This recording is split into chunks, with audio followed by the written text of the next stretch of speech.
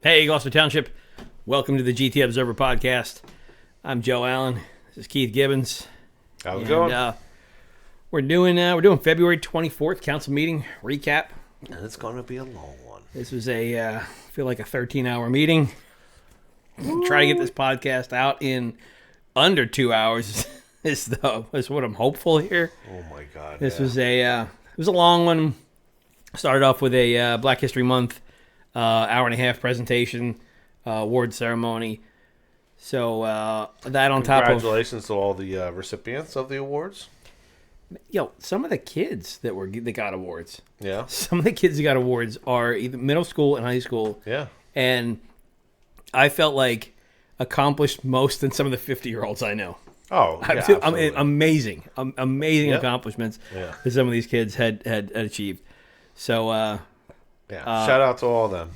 yeah, it's unfortunately it fell in the same time as a budget night, which is like already the longest meeting. I left at 11, and the meeting went on after I left too. So So I was all the opinions are my own. But yeah, I was at a school board meeting that same night too. So it was a multiple layers of like, this is going to be a long night. We had a lot of important things to cover at school board meeting. Then I shifted over to go to the council meeting, and like you said, there was an important thing with Black History Month was there, and budget, and oh man, long night. So buckle up for this one here. We got a lot of stuff ahead of us here. I did miss a good portion of the original meeting, so I'm going to rely on you. But there was also something strange that had happened too, Joe, that I'm sure you'll mention at some point too, like where the camera cut off. The recordings are being cut off. Like the last meeting that we had, it was cut off at the very end, and I had made note of it, like, hey, it kind of cut off, and when you look, it was like somebody set a timer for this. Like it used to be like, hey, somebody's job is to go to hit end on the button. Now it's like, this meeting can't take possibly more than an hour long. So I'm going to set the timer for an hour so I don't have to do anything else. And you're like, well, okay, it went longer than that. Now what? And then that happened 2 times during this meeting. If there was additional things set up, we're like, dude, we don't pay you over $250,000 a year to not have to push end on the or figure it out. Why are we restarting and missing? It's something's going on there that's got to be addressed. I don't know. Because this one, I don't know if it cut off.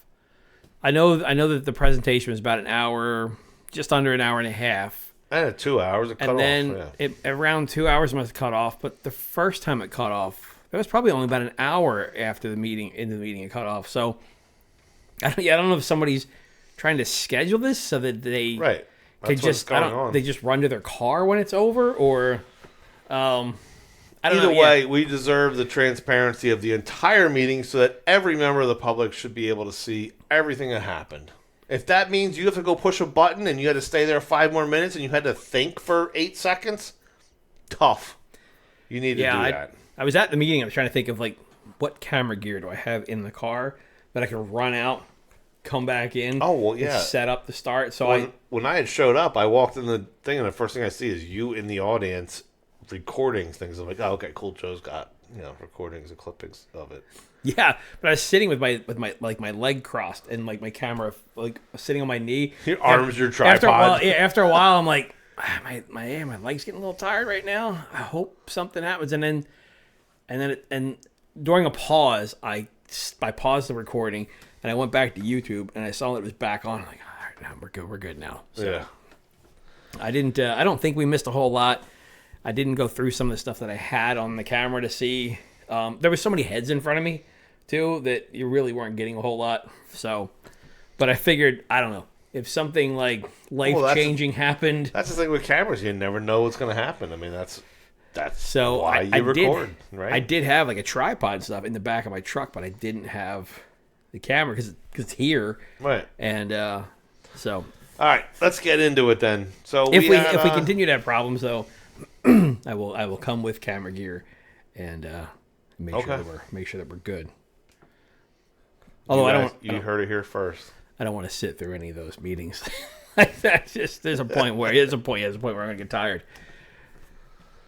All right. So the first thing that we have on the notes here is an extension through Erial Road for the sewer system, which costs about $1 million. And I'm going to play the clip here and see what it has to say. Bond ordinance authorizing the completion of various improvements to the sewer utility system in the Township of Gloucester, County of Camden, New Jersey, appropriating a sum of $1 million. Therefore, authorizing the issuance of general obligation bond or bond anticipation notes of the Township of Gloucester, County of Camden, New Jersey, with aggregate principal amount of up to $1 million, making certain determination and covenants and authorizing certain related actions and connections with the foregoing. This ordinance is to extend sewer to the new Brooklyn Erial Road. Mr. Karsh, you want to add anything to that? No. No. So go ahead. Yeah. So this is this is an extension of the sewer on the new Brooklyn Erial Road for $1 million. But then also later we find out that there was already $300,000 approved for this. Right. So it's kind of confusing what exactly is being paid for here. Mm-hmm. And it's also kind of confusing as to at what part of New Brooklyn Erial Road this is. But it was surprising to me. I found out one of the gentlemen that's talked a few times about the cesspool that he's had in his yard. He's 2 houses down from the Wawa. So if you're familiar with the new Wawa in the Erial across the street from the Erial Fire Hall, they didn't have sewer over there.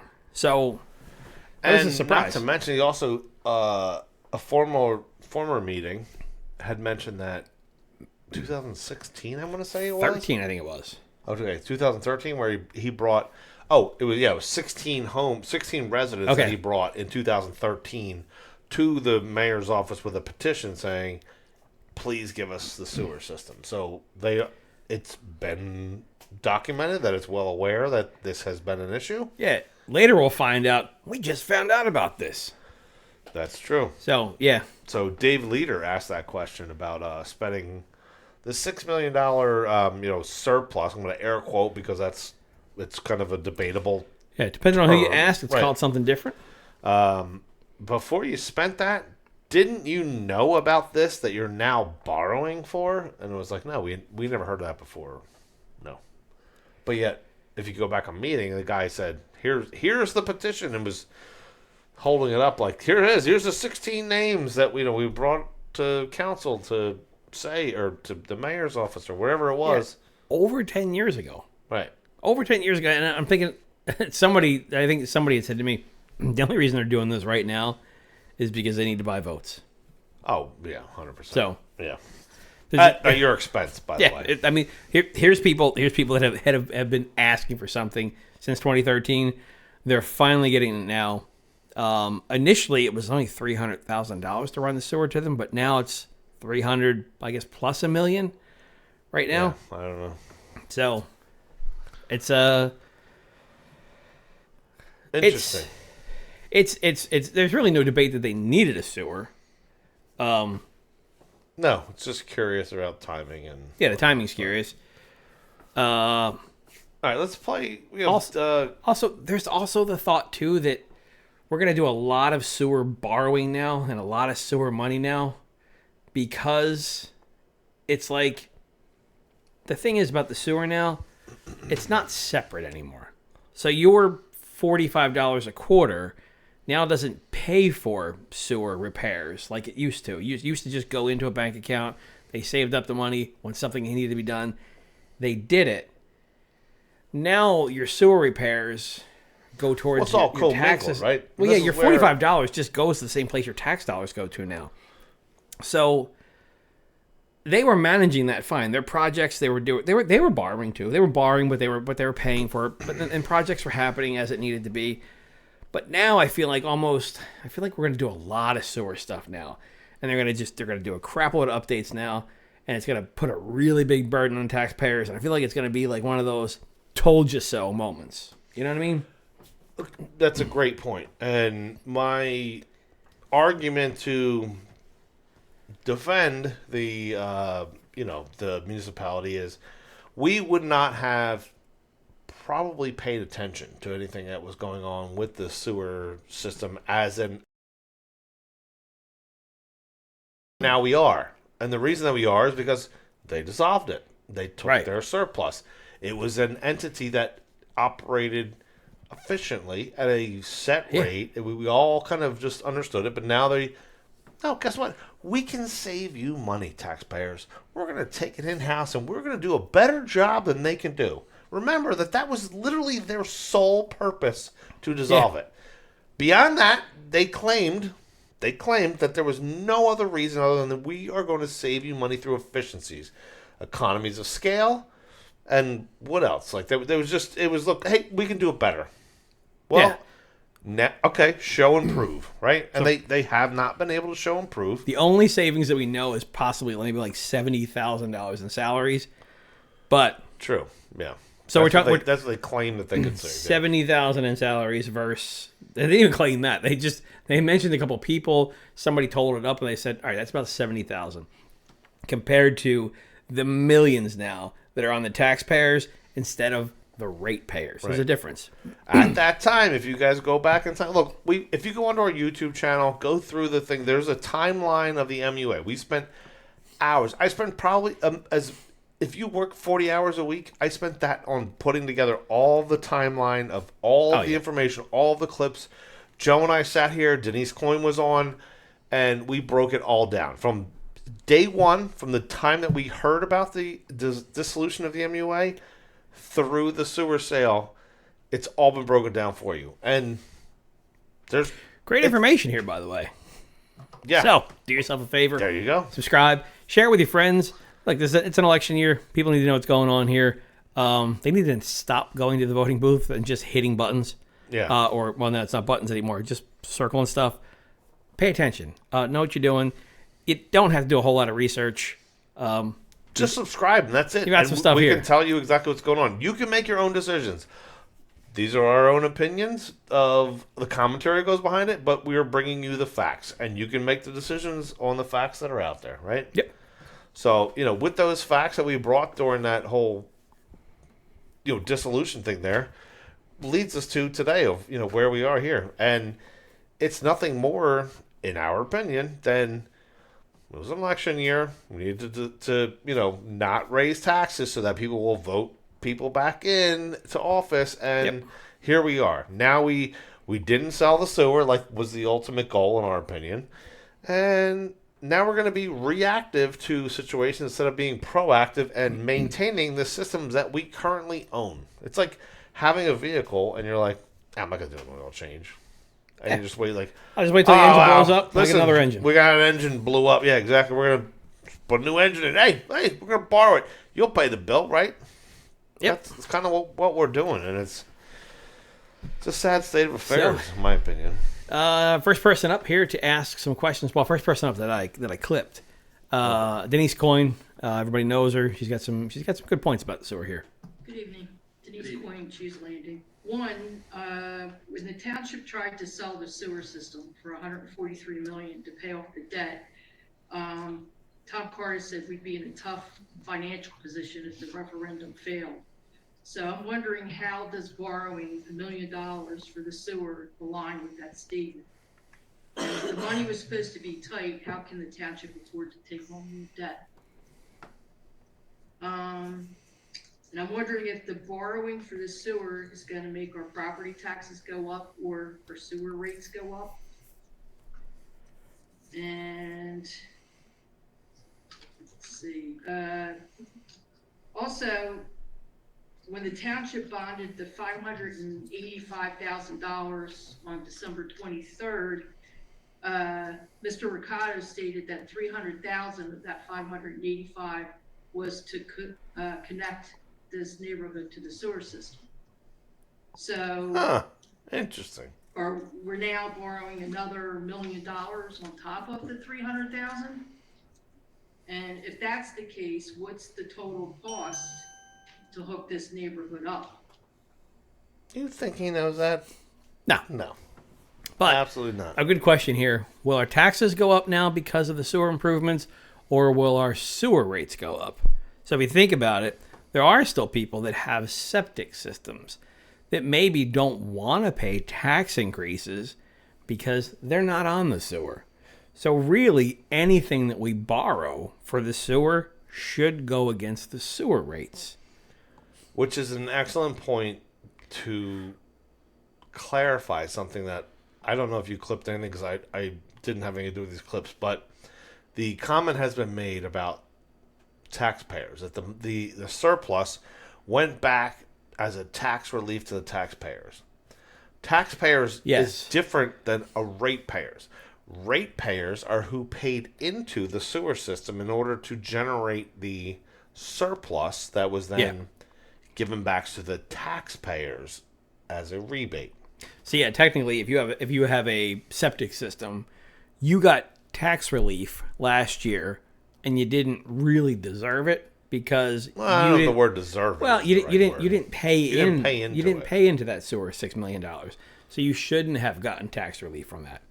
And I say relief, it's not relief. It just let them spend more money that year without. So. Right. It was done in an election year because that's just how we operate. Yeah. We have to maintain this so that the voters. They're so great. They didn't raise our taxes this year. Oh, my God. Look how great they are. Everybody's got a short memory. They have a very short memory that the year prior to that election, they jammed it right up them. And now it's, look how great they are. Oh, I saw commercials on TV. Do you know we recycle? Do you know we have, this or that? It's all horse. Yeah. Oh yeah. Oh, we're recycling again. We're doing videos with veterans again now. It's all this publicity now for the mayor. Ray Polidoro's got some questions. He's got some comments here too. Let's hit some of Ray's comments. Good evening. Denise Coyne, Cheese Landing. Council Ray Polidoro. About to go to Ray. Oh my Lord. Polidoro from the historic village of Erial. Good evening. As much as I know, that development and the surrounding area, southern end of town, desperately needed this. So, again, we've got to go back to looking at when you folks procured $6 million of the MUA's money, and you called it a surplus, and you still sit on almost $3 million of that money. And as the gentleman previously said, you're going to pass this debt on to 2 generations, and the debt continues to climb higher than the budget for this town. And I'm going to again repeat that these people deserve this sewer. There was a time when we ran sewer up the southern end of town to assist Winslow. And why at that time was it not considered maybe to take care of those folks while we were doing all that work, while we were assisting another township and didn't take care of our own? But it all goes back to the same thing. You took $6 million of the money, and you blew half of it already, and you still have $3 million, and yet you're borrowing. Yeah, still got $3 million from that dissolution. Yeah. But we're also getting ready to borrow $11 million. Now we're borrowing $11 million and keeping that $3 million because it's an election year. And there's not going to be a tax increase. That helps. When the mayor needs a re-election. So, yeah, good point there. Clip 4 kind of goes to this part where we're talking about maybe they didn't know about this or maybe they did. Ms. Coyne, I had asked how the township can afford to take on more debt based on comments that you made on the sewer sale. Would you like to address that? I don't recall the comments about sewer sale, but as far as any projects that would be undertaken of capital nature at the sewer utility, that would be handled through issuance of that. She had concerns regarding the tax rate and possible sewer rate going up. We're in the process of working, administration's working on municipal budget right now. The CFO is here as well. Are there any anticipation? Oh, congratulations, you're working. Nothing has been brought to council regarding the sewer rate. When we have a fee increase, as we had last year for connection fees, that was brought before council, and the sewer rates remained flat. Ms. Coyne had indicated that in December, there was a $300,000 of a $500,000 plus bond that we approved in December, that 300K will go towards that. My recollection is that the Brooklyn Erial Road project, that sewer line, had nothing to do with the 585. That project was the $1 million project. I don't know if the CFO recalls what specifically was in the 585. Did you know that? It was a various sewer project. Various sewer projects. Okay, I'll They pull that. never recall anything, don't they? It's amazing. Sewer Pull projects. the ordinance, okay. The renewal and replacement funds, why were they not used for this neighborhood? Again, this conversation took place with residents there, something we did last year. Correct. Yes. My understanding. Correct. No, we paid attention to last year. And were you aware at the time of dissolvement that this was needed? Again, dissolvement of the MUA took place, it'll be 2 years in March. So that was at that time. Mr. Polidoro, people deserve sewer, we said that a few times, and we blew half of it. Again, Mr. Polidoro, that money was returned back to taxpayers in a tax relief, and will possibly be returned back to the taxpayers in this budget as well. Again, it was returned back to taxpayers instead of ratepayers, who ratepayers are the Yeah. ones who paid it. So Also, we'll cover this later too, but I just really like the part where they have to recap all the questions that people had so that we can extend the council meeting longer. Because I think that their plan was, let's shorten these council meetings by not having it back and forth. they've only And extended now all the people ask their questions, and then they have to go through and recap all the questions. Kind of like your favorite podcast. it. Yeah. Yeah. It is a complete bite off of the number one podcast in Gloucester Township. Yeah. So It's literally going through and doing the exact same thing. Like, oh, then Ray Polidoro came up and he said, this second, and Denise Coyne came up and she said, blah, blah, blah. What? except I spend hours on notes, and they're generally pretty good. And that is a complete shit show on what we get back, because most of the time when they go to answer the questions, they don't remember what the actual question was, or they need a little more context to that question. And they can't And then answer Tom it. Cardisd goes, I'm a little lost here. I'm on lost. that here. I get paid over $250,000 a year, and I can't follow I a don't simple really know. question from a resident. So, Tom, what do you do all day? What are you doing? Me? Just hanging around. Yep, just making money. Making money. So, the In 2 towns, not just one, 2 towns. that was it for the sewer thing. That went through. They passed it. They're going to borrow for that money. And next was the capital budget hearing, public hearing for that. So another section of people can come up. They can talk, and then afterwards they give some sort of answers. Ordinance 0-25-04, bond ordinance authorizing the completion of various capital projects and the acquisition of various pieces of capital equipment in and for the Township of Gloucester, County of Camden, appropriating the sum of $10,403,536. Therefore, authorizing the issuance of general obligation bonds or bond anticipation notes of the Township of Gloucester, County of Camden, New Jersey, in the aggregate principal amount of up to $9,908,129, making certain determinations and covenants, and authorizing certain related actions in connections with the foregoing.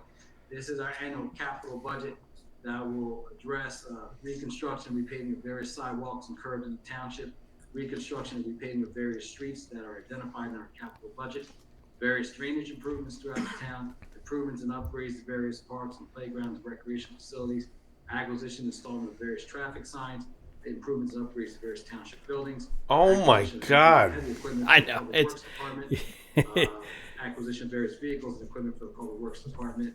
So you got the Thank picture. you. Yeah. It is not the yearly operating expenses. This is all the capital projects that they're going to do for the year. This is where they say we need weed whackers for the year, or we're going to pave 72-inch mowers. Yeah. Yeah, we're going to pave this year. We're going to pave Garwood Road. That kind of stuff. It's that budget there.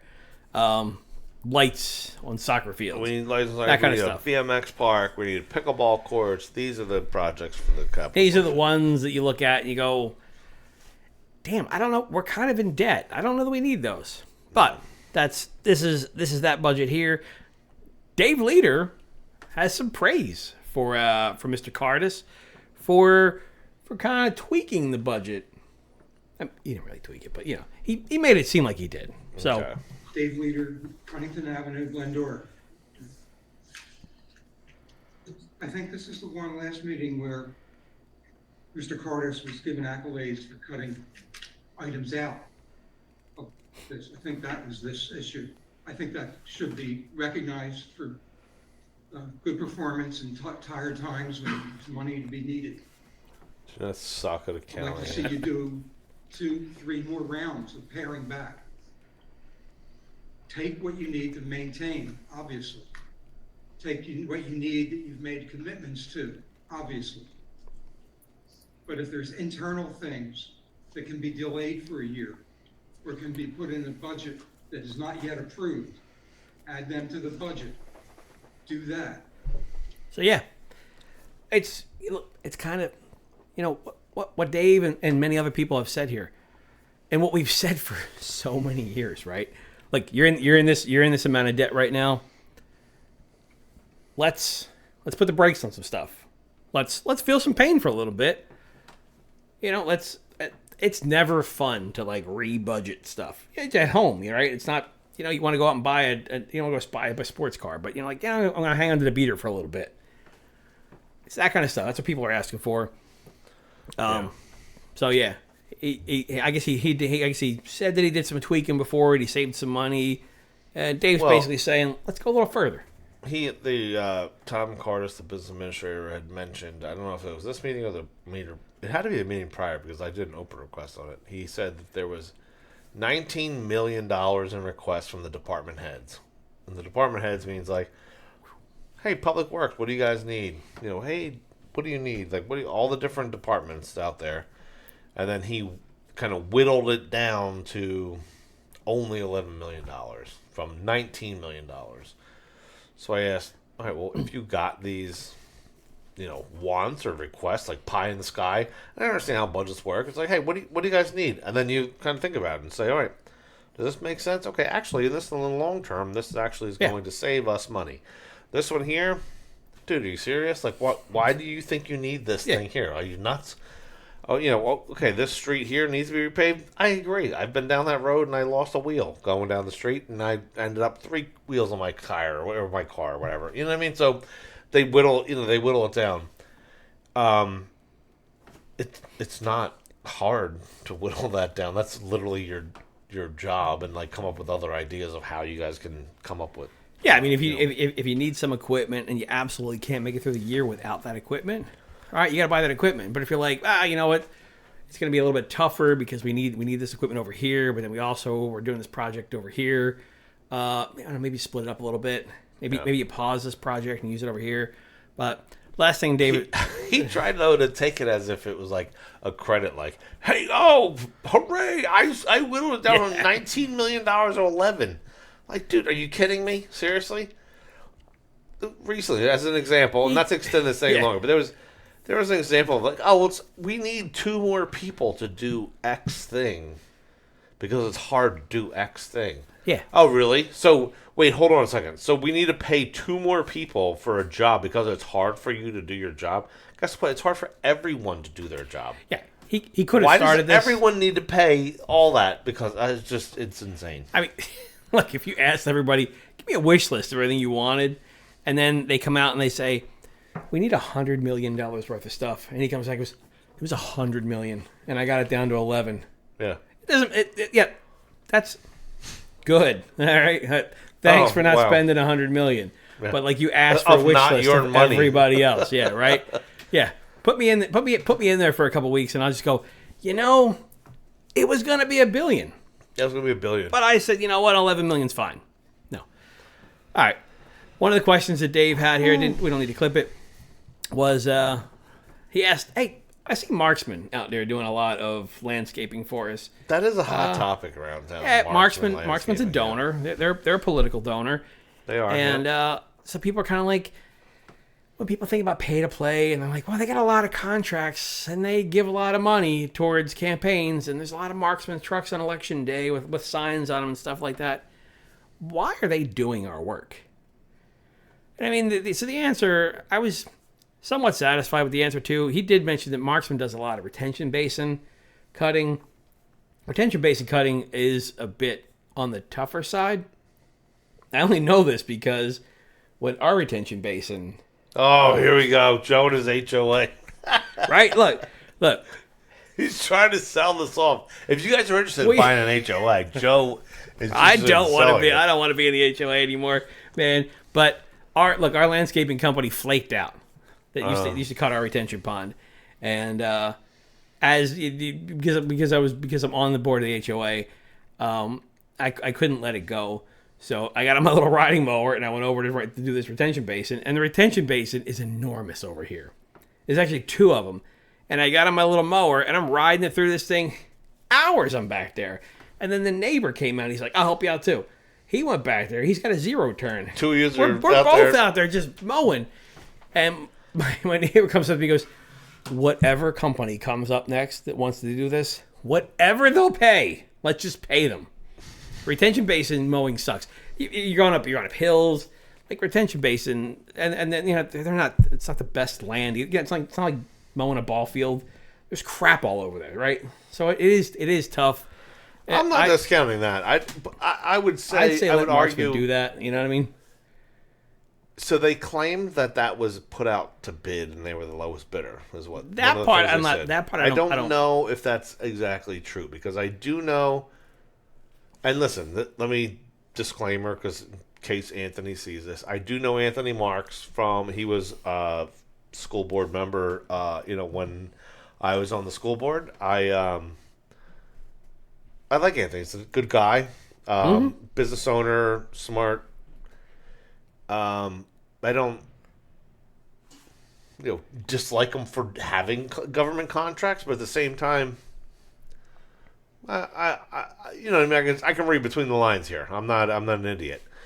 I don't know that all of the work that he does was put into like one package and say, "Hey, these are all the different things that we need to do," and then that was put out to bid. So it's sort of disingenuous answer where bid splitting exactly. Yeah. It's sort of disingenuous to say that this answer is a Marksman just does our retention basins, because I can tell you 100% he's doing Harwin Park over in Blackwood Black Horse Pike, the municipal building.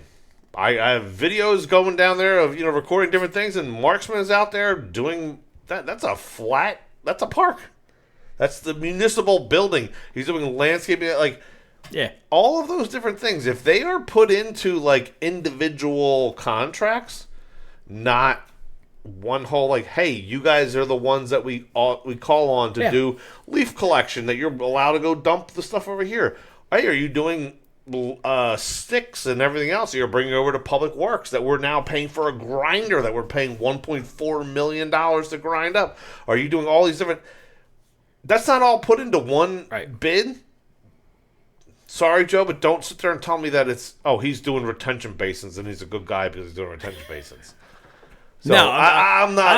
I'm just saying. I'm saying. I understand the retention basin thing. I'm just saying. That's why I think the let's answer honestly. Let's. Oh no. But on the flip side of what I'm arguing, I'll argue against myself too here. Yeah.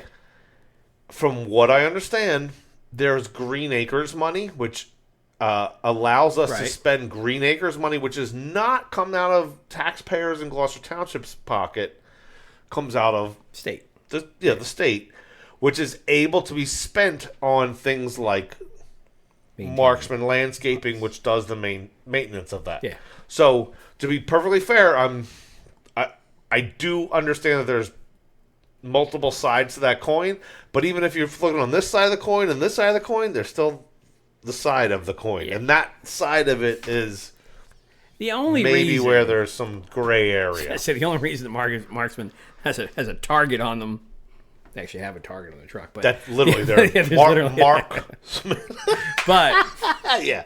the reason that people bring them up all the time is because Everybody sees it. It's blatant. every on election day they have Oh, trucks yeah. with trailers with billboards on them for the mayor's team and the school board people that run for the mayor. They have all those names on them, so they are political. They are a politically connected organization. That's why people criticize them. Like You look on New Jersey, you go to New Jersey ELEC and look up the donations. Yeah. Marksman is donating to. You guys look it up. I won't say it. So. Next up on here is Sam Sweet, who Sam wanted to be on the podcast to talk about Hooray! the capital budget, and nobody's going to sit through a 5-hour podcast. Is there a cheer button on No, there? it's Hold on, not. where's- Nobody's going to sit through a 5-hour Okay. podcast. So I told Sam, I was like, look, I'll sum it up for you. There's a lot of spending and borrowing that we don't, I'm gonna say that we don't need, or it doesn't make any sense. For example, we are now borrowing on this budget, $150,000 for a public works generator. That's fine, but we borrowed $200,000 in '24. We borrowed $100,000 in '22. We borrowed $150,000 in '21, $100,000 in '19, and $100,000 in '18. So we previously borrowed $650,000 for a public works generator, and now we're borrowing another $150,000. So that's going to be $800,000 for a generator that has yet to be installed. Why are we continuing borrowing for a generator that's not been installed? And we're paying interest on that because we, as I Can you imagine already stated, we're $800,000 buying- for a generator? What generator is this? Public Works generator, Mr. Sweet provided a figure that $800,000 that's it, with this 150, if it's approved, will come to $800,000 and is yet to be installed. Can you give us an update on that, Mr. Cardisd? Yeah, no, we have been buying generators. I know that he's waiting on a generator, he being Mr. Tyshek, who's in charge of our buildings, he's the supervisor in charge of buildings, a generator for the fuel system, because right now we don't have a generator for that system. For the fuel system. Dangerous not having that. So we are buying generators. There's multiple generators. There are multiple generators.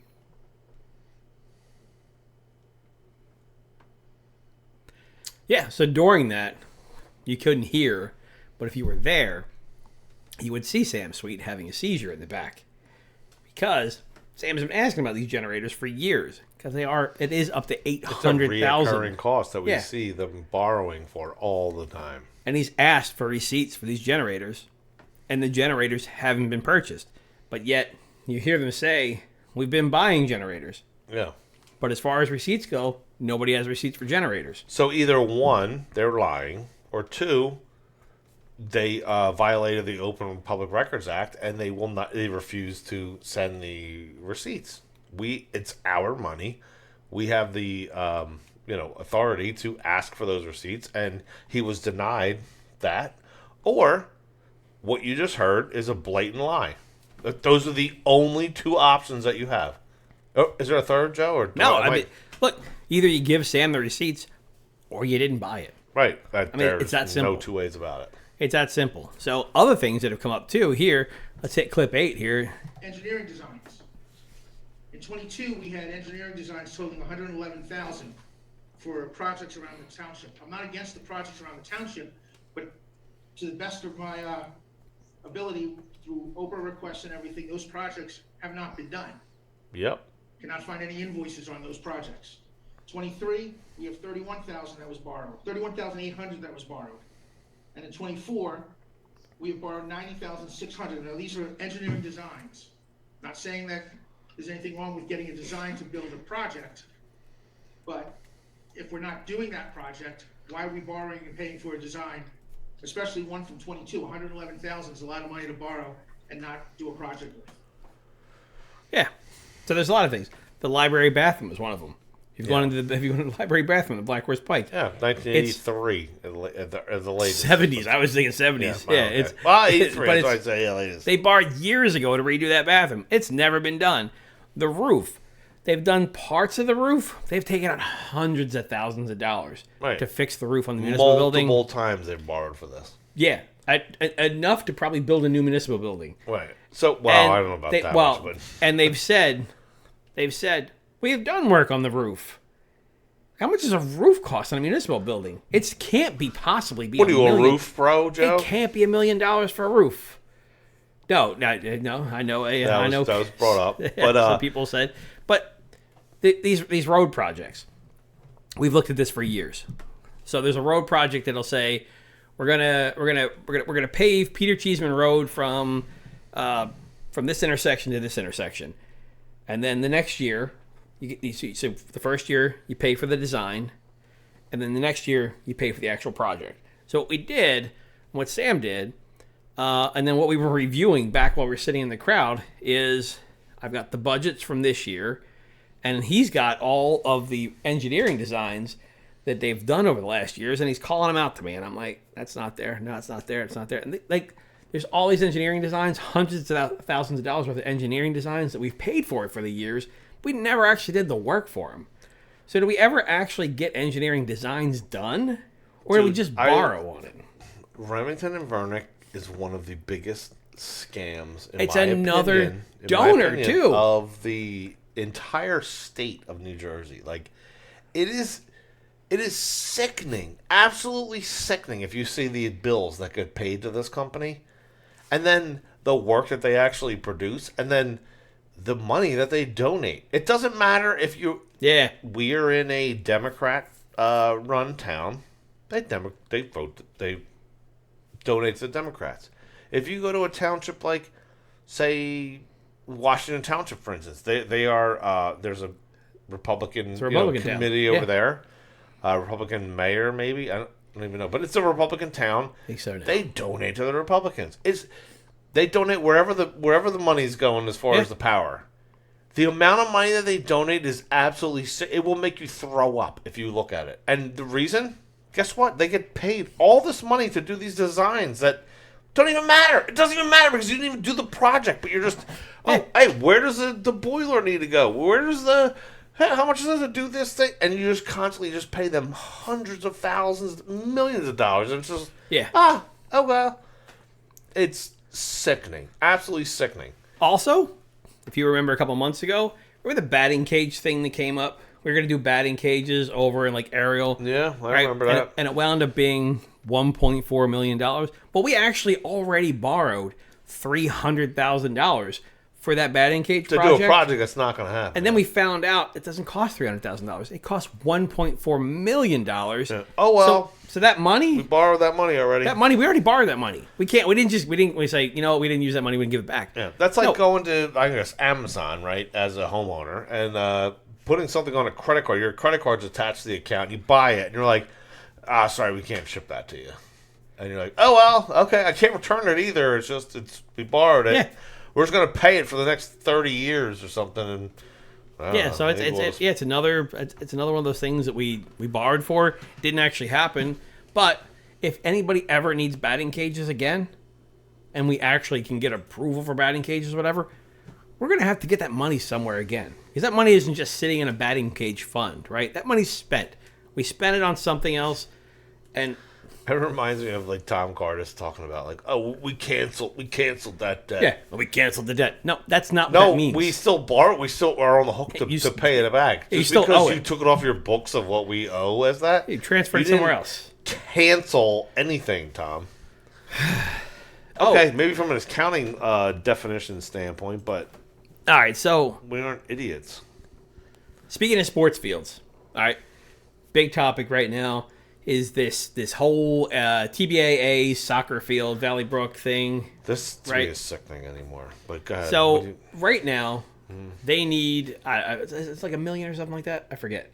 They need a lot of money for lights over at the soccer field, and the controversy here was last council meeting, not the one that we're reviewing right now. Last council meeting, all these people showed up from TBA to support it, and they said. Because they got an email saying that there was a group of people that were against lights on this field. We've never met this group of people. No. From talking to somebody that's in TBAA, there's one of the people that lives over in that neighborhood was against putting lights up, right?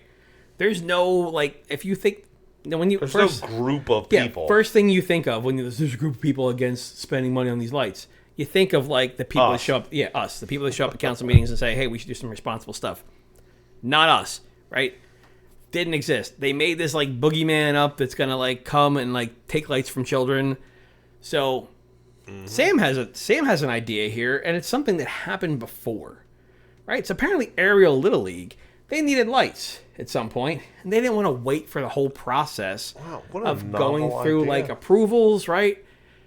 Ariel Little Leagues went out and took a loan out. Wait, so they needed something, and they said, "Hey, we'll buy it." Yeah. What? Ariel Little League was like, we need lights. We're gonna go get lights. With respect to the Valley Brook lights, my kids play on 2 fields that have lights, and I'm not against the lights. Actually, my kids play more fields with lights, and I'm not against the lights for the kids, and I understand that whole concept of the joy in their faces and all of that. What I don't understand is why we have to borrow close to $1 million for those lights. All right, Mr. Councilman Mignon was on the Erial board way back when, and Erial paid for their own lights. So Erial, I believe, and Mr. Mignon can correct me on later if I'm because that was before my time, but they went out to a bank, got a loan, paid for the lights, had the lights installed. I think some work was donated, some of the construction work was donated, and the league paid for it for about 10 years. Because when my son started playing baseball, was I think the last year of the payment of those lights. But I umpired under those lights several years. And yes, are lights needed in this day and age? Yes, but for a township to take on the responsibility when we're already in so much debt, when a league can go out and get a loan, a nonprofit loan, or get sponsors. American Water spent $1 million, not to bring up a sore subject, but spent over $1 million trying to convince people to sell the sewer system. That $1 million could have gone to pay for those lights at TBAA. Would have gone a lot farther. You know I'm right. All right. Bazinga. Yeah.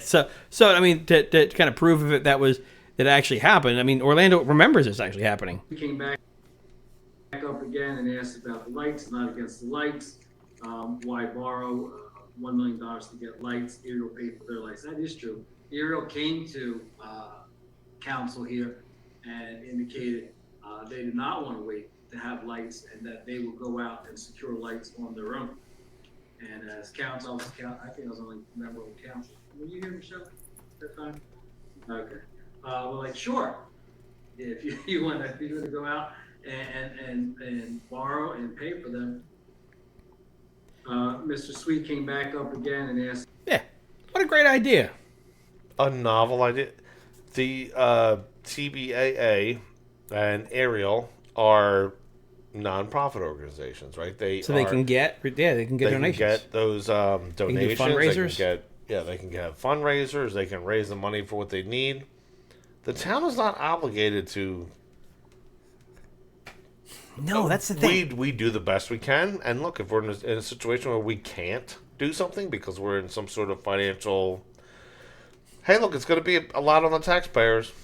We don't do it. You know what I mean? And that's where the guy's saying, Ariel, listen, this same night, not to go off on a thing here, but during a school board meeting, someone from Ariel Little League came up and asked the board, we would like to install a flagpole in the outfield. When we have these tournaments, other teams are coming in, and we are using one of the school's baseball fields there behind Ariel, and we'd like to have a flag so we can all salute the flag.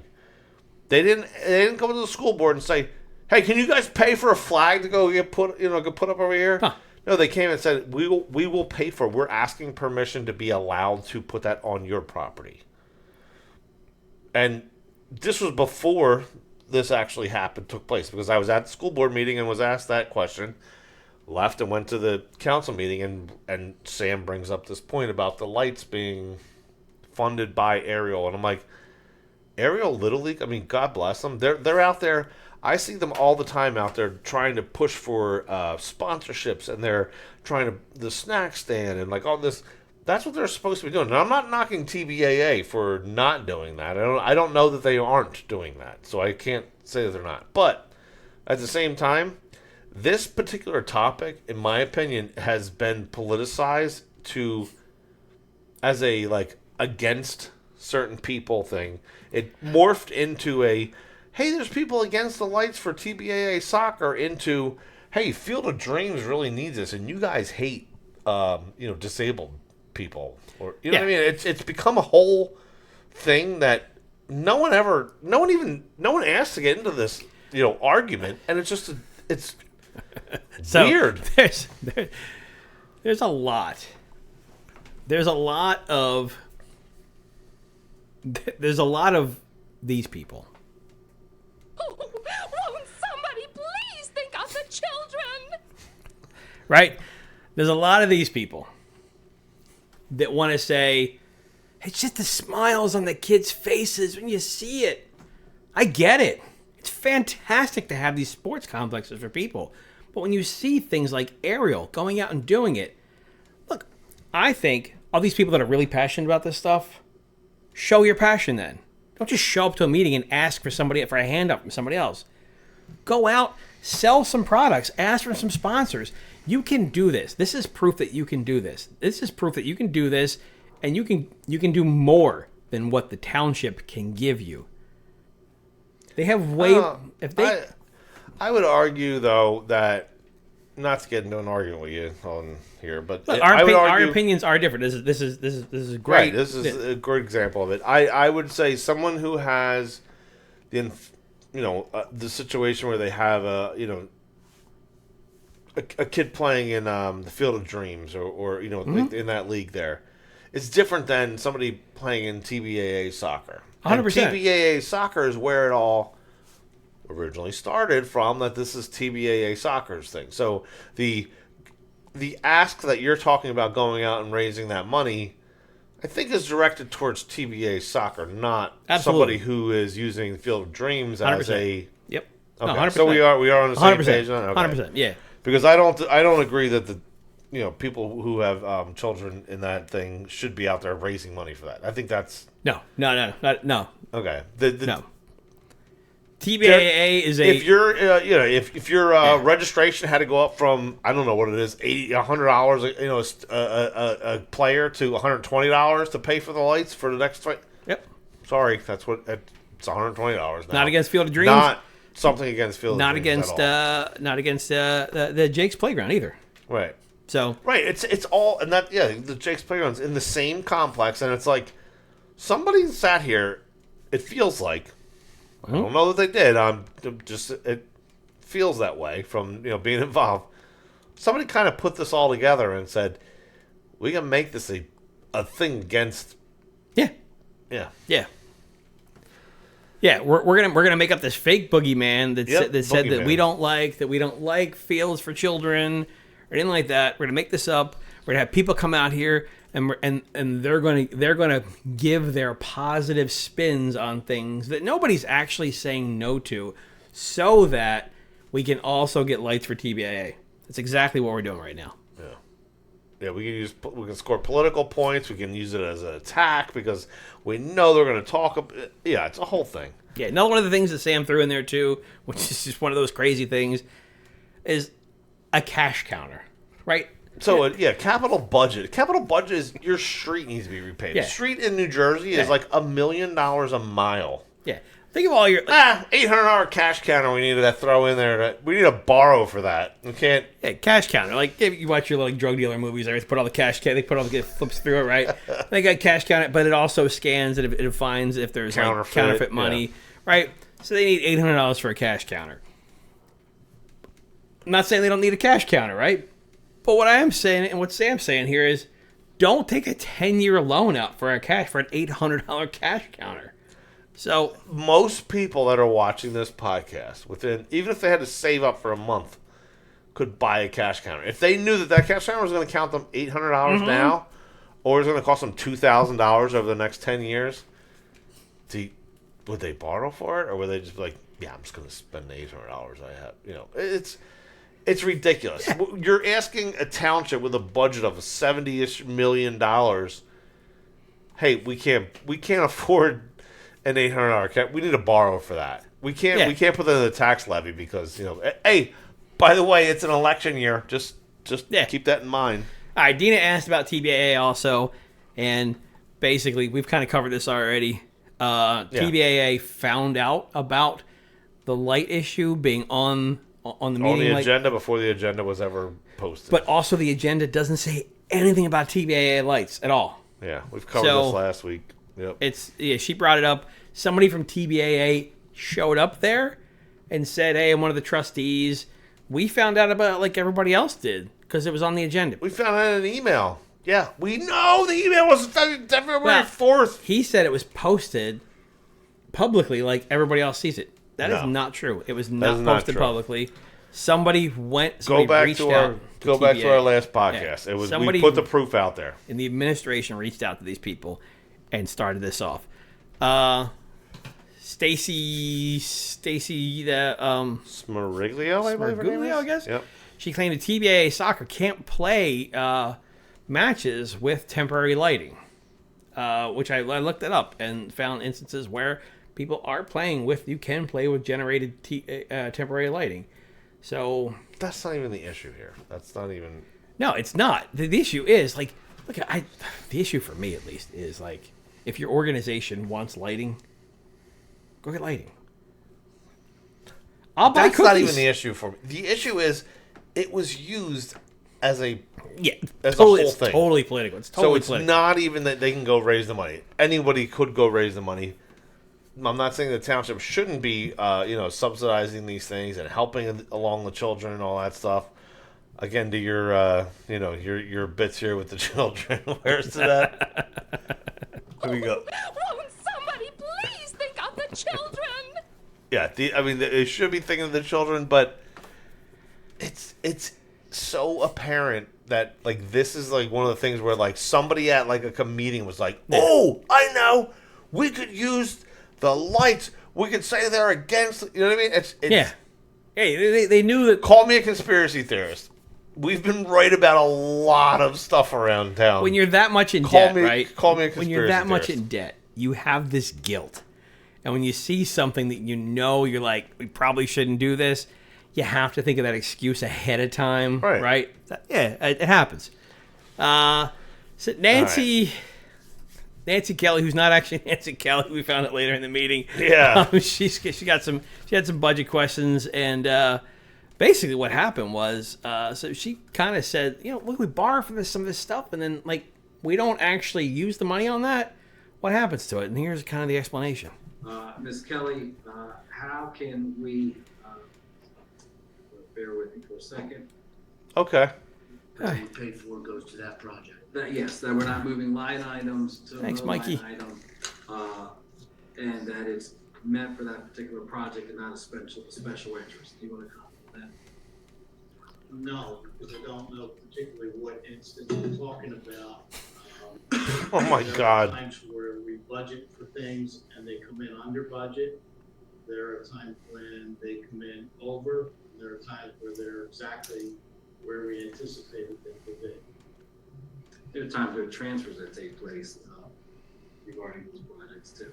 You are permitted to use, yes, as long as it's within the category. So you can add a street to the roads, you can add a piece of equipment to the vehicle section, we can add police purchases to the police section. Serenity now. Yeah. So dude, oh my God. You can borrow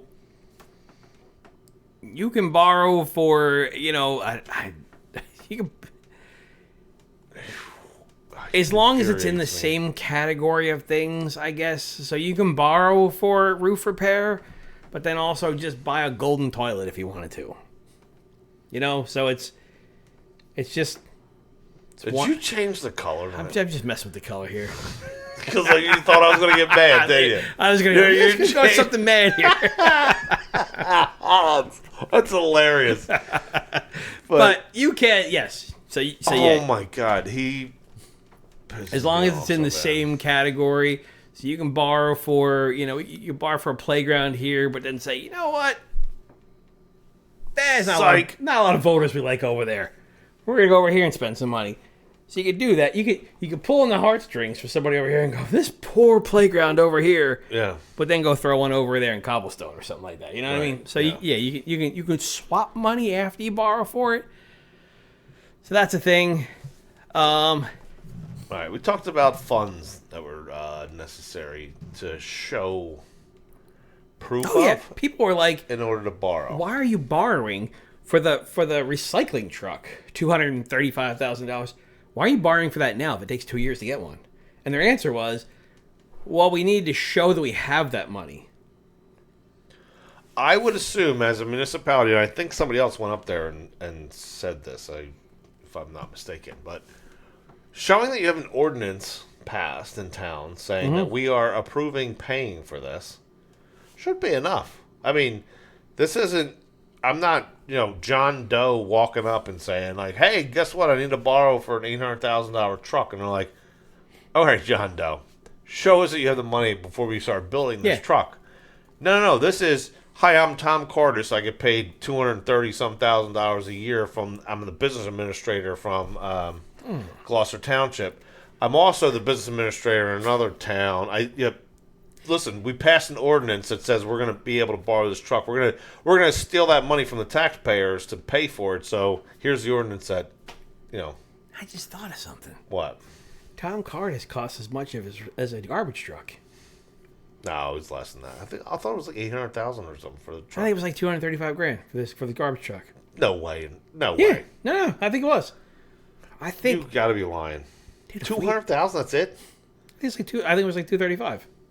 Okay, maybe it is. I don't know. I'm not going to argue. It's a truck with a box on the back of it with a little compact. What does he call it? Compactor. What's he call it on the? The one-armed bandit driver. Yeah, got a one-armed bandit coming out there. The one-armed bandit. If we would have fired Tom Cardisd, we could have got this trash truck for free. Yeah, the CFO is required to provide a certification of availability of funds. But what does that mean? Go out for bid. Correct me if I'm wrong. Certification of funds could just be a proof of a resolution passed. A certification of availability of funds. Or ordinance, I mean. Yeah, basically, I mean, I did some little bit of digging on this, and if you have the funds on hand, you don't have to take the loan out. So, for example, but we don't. That's part of the whole. No, we're a township. We're a township in debt with debt, no surplus. It was to where somebody else here was asking for different scenarios, like what do other townships owe and what do they have? And I start looking at the financials of other townships, like Cherry Hill, right? Cherry Hill has $60 million in loans. They're also a bigger township than we are, but Cherry Hill also has $19 million in surplus. So if Cherry Hill needs, and they haven't increased taxes for a while, if they need to borrow a truck, I'm pretty sure that they can, if they not borrow a truck, but buy a truck, they can say, we have $19 million in surplus here. Yeah, we can buy this truck. We borrow for future, things that happen. Like it's a scenario where it's like, all right, we need to declare bankruptcy right now, and you're like, no, I got it, I got this. I just borrowed $11 million. It's in the bank. And then you go show the company that's saying, like, you need to borrow, you guys need to file bankruptcy. And you're like, no, I have the money. Look, it's right here. And they don't realize that you just borrowed $11 million. And you're like, no, look how much money. Dude, I'm rich. I'm rich. I'm throwing money out. And you're like, dude, that's literally borrowed money. That's the situation we're in versus in Cherry Hill where it's.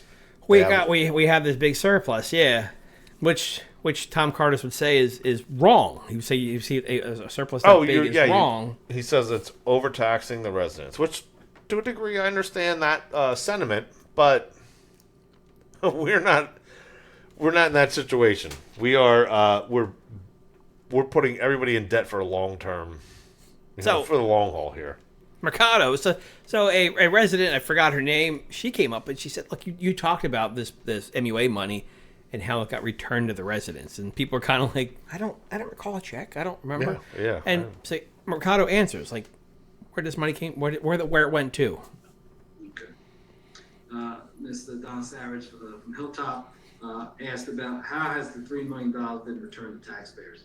The MUA had $6.2 million that they had accumulated over time. We used half of those monies in tax relief to the taxpayers, and there's still money remaining from that, and that most likely will go back to tax relief to the residents. Had that not, that $6.2 million remaining with the MUA, that would have never been returned to you.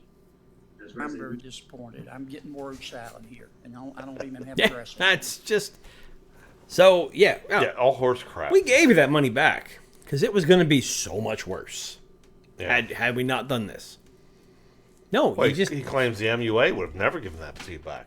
No, what would happen is the MUA had money in a what was called repair and replace fund, and now you're borrowing for it, where they could have used that money to maintain our sewer systems. We had a Remington and Vernick report. If you go onto our YouTube channel, again, there's links on there. You go onto our website, there's links on there for the Remington and Vernick report. In order to dissolve the MUA, there was a lot of projects that had to be done in order to maintain our sewer system, like priority things. We literally it's been asked multiple times here. We have zero plan of replacing that money that was given to you. Yeah. All these loans that we're taking out, we're pulling it right back in. They're taking it right back from you. So, yeah, that was kind of a thing. He also... Well, let's see. Yeah, that's exactly what I said. I threw notes in there, but I already had it in my mind anyway. The next thing up here, and this is my biggest criticism. This is the first meeting I think I've attended all this year. And seeing this in person, how this new thing flows... It is an atrocity how this new council thing. It is so horrendous. Like, I mean, yeah, it makes. Not this podcast was like, CNN quality stuff, but it makes it so hard to do this podcast because of how has to be clipped. But if you go in person, it's almost like. It's so much worse. It's brutal. It's absolutely brutal. It's so much worse. And a person that I didn't even recall the name had brought this up. Like, this new thing where you don't respond and then you respond after, this doesn't work. So, yeah, 16? You asked a question about response and interaction. Ms. Savage, you indicated you've watched some of the meetings in the past. There's been back and forth sometimes where the conversation probably hasn't been the most pleasant. And it's a back and forth. And I think, to be frank with you, this is more constructive. And there's going to be asked comments and we're responding back. Everyone's respectful of each other. No one has catcalled each other since we started this in January. So I don't really appreciate. We're not supposed to go back and forth, Mr. Cardisd. Okay, all right? Don't call me a liar. I'm going to call you a liar because that's what you are right now. Okay? And then as far as, yes, he did ask me. First of all, I'd like to make a comment about President Mercado's comment regarding the new structure of the meetings and how the conversations in the past weren't always pleasant. I'm not aware that democracy has to be pleasant. 100%. I'm certain that a lot of times it's not. And democracy is supposed to be about transparency and accountability, not about pleasant discussion. Debates often are not pleasant, but they're about getting answers and getting to the truth. They're so weak right now that they can't take any questioning from anybody. So this is how it works. And if this is your first time tuning in, the people go up there, they give all their comments. If you ask a question directly, they tell you, we'll answer you when time is up. So when time is up, when you have no chance of responding to our response, you can no longer respond. Also, though, if you ask a question and then they don't understand the question, and they go, I didn't quite understand the question, your question never gets answered because you can't say, oh, here's my clarification to that question. You're not allowed to talk again. So this is in most cases he you would sells consider this that prior restraint where you're not allowed to speak anymore. But they're like, no, we allowed you to speak. We're just not going to respond to you because we don't understand what it is that you asked. This is nothing but proof that they don't have the answers. They don't want to do the answers. Oh, they have the answers. They don't want to verbalize them, and they don't want to answer them. Well, yeah, they don't want to give you the answers, but it's such this. I don't know. It's this chicken shit wall that they hide behind now.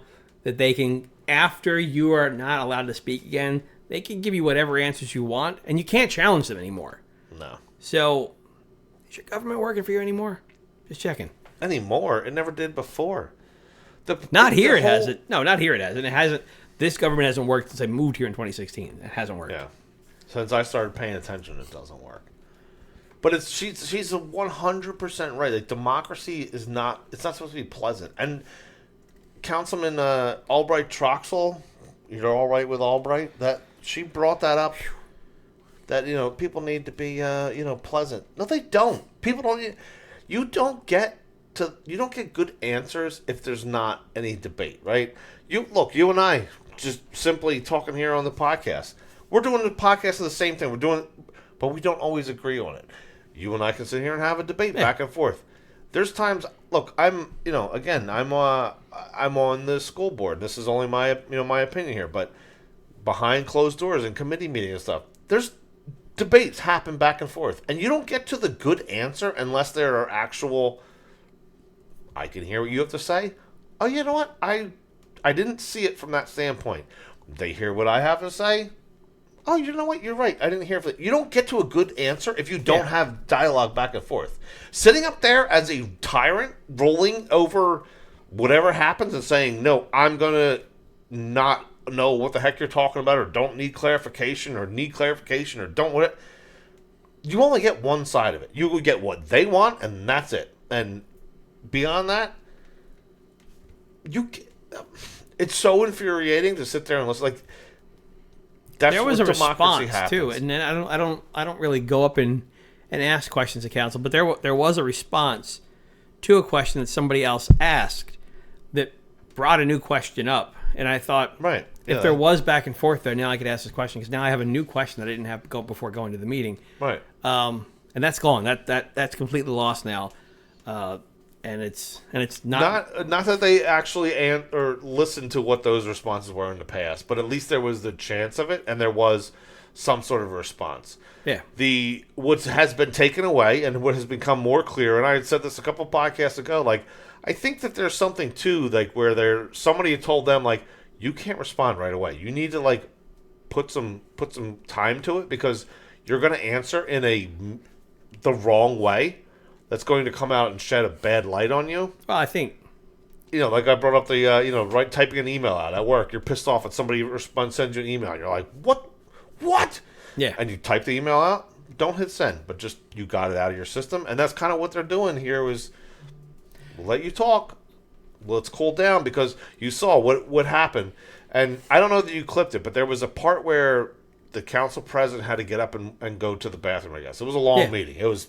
No, that was in there. 15 where hours Cardisd starts spouting out. Right. That was a part? Yeah. So at that, it just, I guess to clarify that, council president walked out of the room. It wasn't like 4 seconds after he was gone. Tom Cardisd could not restrain himself. Yeah. And he's like, barking at Sam. And Sam's like, what the, dude, what the? He could not help himself. Look, he had to get it at Sam. He had to say it out because Orlando was not there to whip the bell at him and say, "Yo, dude, calm down." The liability. Look, we're doing this because Tom Cardisd is the liability here. Yeah. So it's it takes a little bit more pressure off Council President Mercado, who is Council President Mercado. You like him or not, and most people don't, except somehow he gets votes. The dude is a master at keeping this ceremony going the way that it's supposed to go for the mayor and his boys. He runs a tight meeting. I can give him that. He's great at this. I mean, look. I don't agree with how he runs it, but he runs a tight meeting. Oh, no. It's absolutely horrible. But, look, if you're on team bad guy, that's the guy you want leading the ship, right? Oh, yeah. He's good at it. Clip 17 here is a great example of why this whole thing sucks. Mr. Sweet, the first time he came to the microphone, indicated that history has served as an indicator that when we pay interest on a loan for 3 years and then at the 5th year, we bond up. That bond lengthens that debt and then raises debt services and taxes. And he wants to know if he's understanding that correct, exactly, the practice was.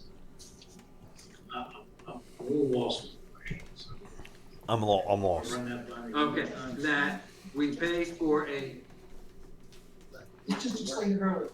are you okay? No, I'm not. Thank you for asking. All right. Sam yells out from the audience back there. Another great Oh, not example okay. of when clarification could have been given if Sam was still standing up there and asked that question. And Tom says, I'm a little lost here. Sam could have clarified a little further for Tom. Tom could have maybe given him a better non-answer. Okay, put a high school kid that in Tom's position there and ask that same question. I understood what he was asking, and I don't know. A random person at home watching this probably understood what the question was. Mm-hmm. Was that a cop-out answer to not answer the question, or was it legitimate he didn't understand the question? Well, yeah, he doesn't have to now because He knew. Yeah, because he knows nobody can challenge him after this. Exactly. Oh my god, it's so infuriating. So 24, another good example of So this issue. Your new methodology of not listening quite clearly to the questions and then answering at the very end. And my proof that you're not listening well is because a young lady walked up here and asked what the debt service was. What she was looking for was a total.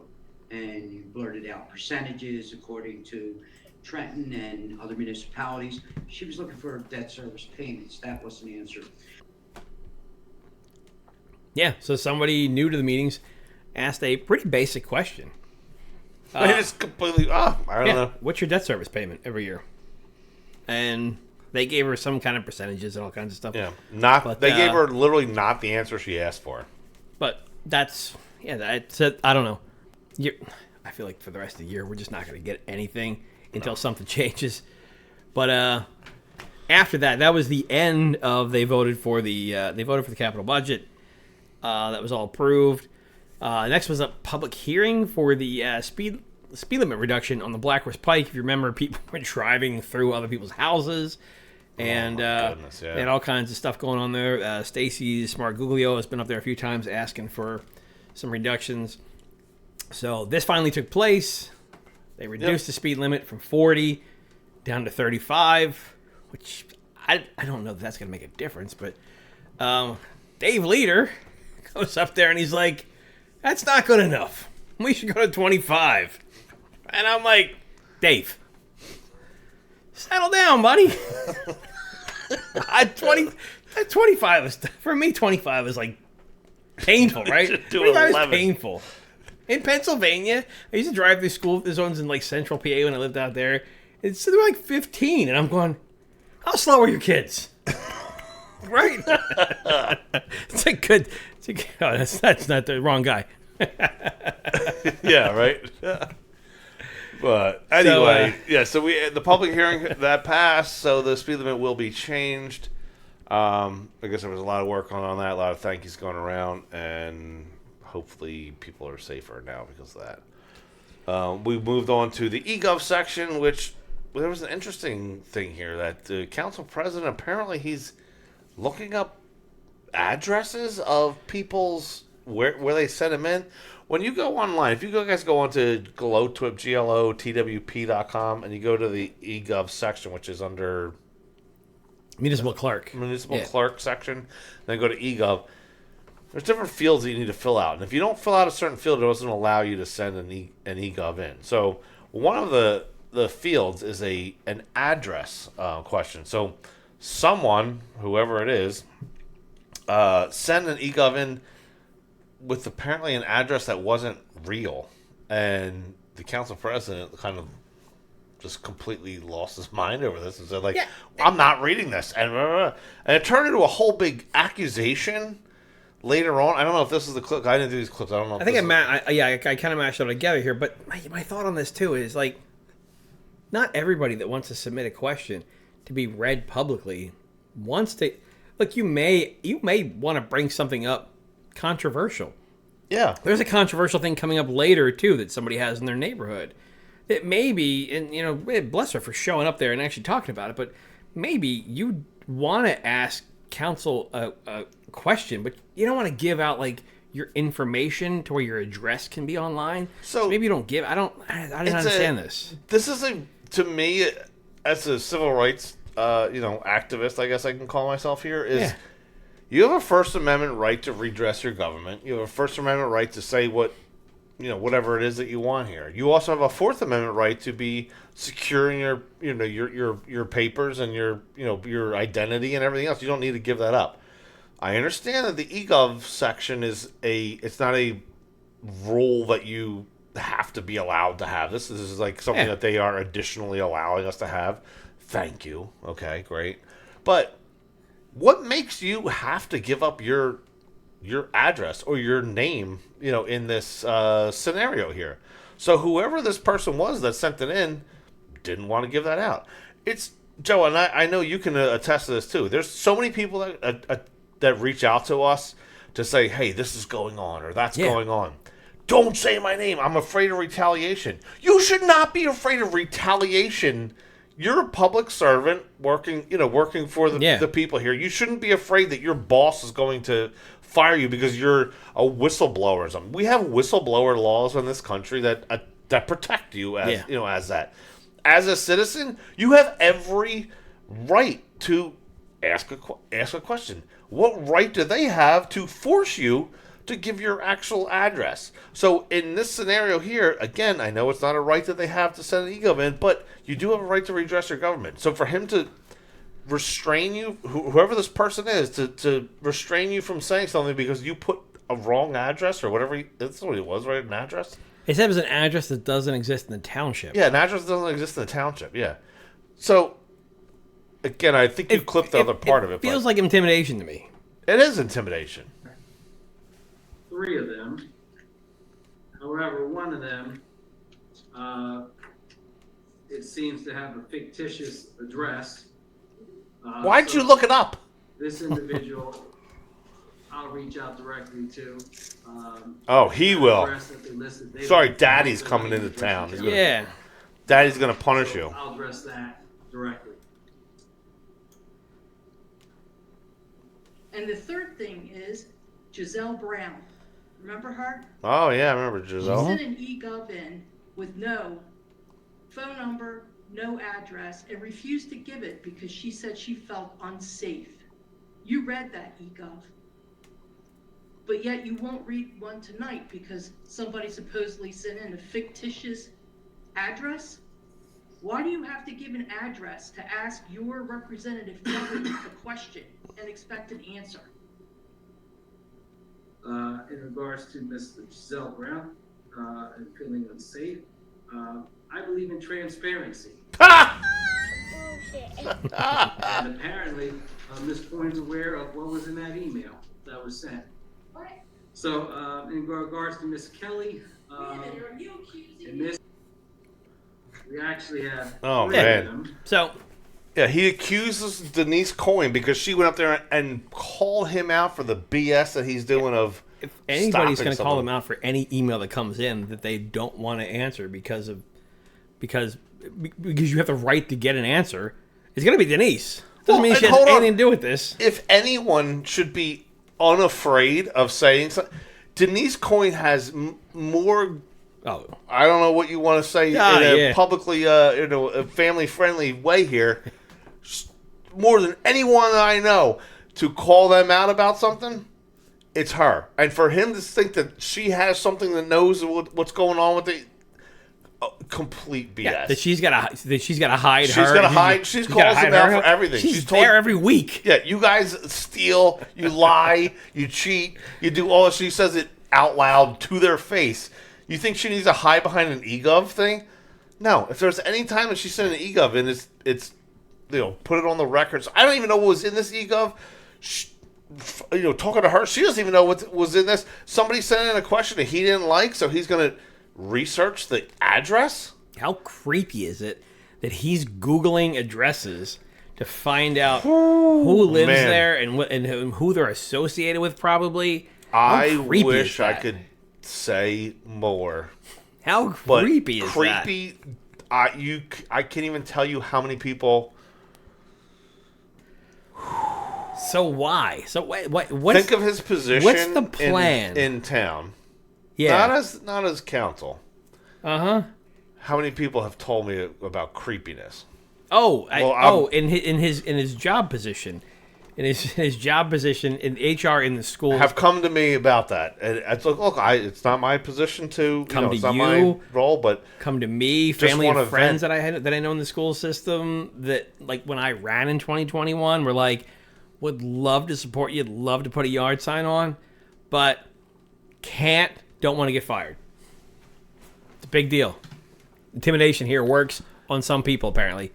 It does. I mean, look, when it's people's livelihood, why should they have to fear for their people their on job? our podcast that later on were like, you know oh what, my guys? God, you're right. Yeah. You know what, guys? I don't want to be a part of this anymore. I'm sorry. Did a 2-hour podcast with people. I told my husband out. what it was. I told my wife what, it's a whole thing where they're like, yeah, we got to cancel it. I'm like, all right, we just spent an hour and a half, 2 hours, whatever it was, doing a podcast. We have to delete it because people get intimidated. We respect people's it's their livelihood. We can't not respect it. But they sit here and spill their guts about something. It helps them feel good to get it out and hope that there's change. And then they realize, like, oh my God, there's going to be repercussions for what I said. And then they get this charge, like they're like, yeah, I want to do something for the community, and then they realize what that means and who you've got to fight against, and then they're like, you know what? I'd love to do something for the community, but I also don't want to have something happen to me. Right. I mean, that's where my family. So it's not to give us our own selves credit or break my arm and patting myself on the back of your back, but neither of us have any kind of tie into the community. No matter what they can do, it's not going to affect me or you and that. And come after us. It's just one of those kind of things that we're able to do. People that are in the situation where they're a public servant, whether it's in a school district or in the municipal building or something else, they fear that retaliation, and that's not fair to them to have to do that. No, because there's a tyrant up on the oh man, there's not that many people you got to clean out of here to make it all right. No, we've gone over that before. There's appointed positions, right? You change one position, you know how many positions change? It's such a small group of people that so many people are afraid of. All right, second public portion came up, and this guy asked about his road being paved. He's been there a couple times. He asked about his road being paved, and if you notice here, all of a sudden there's like a two-way conversation again.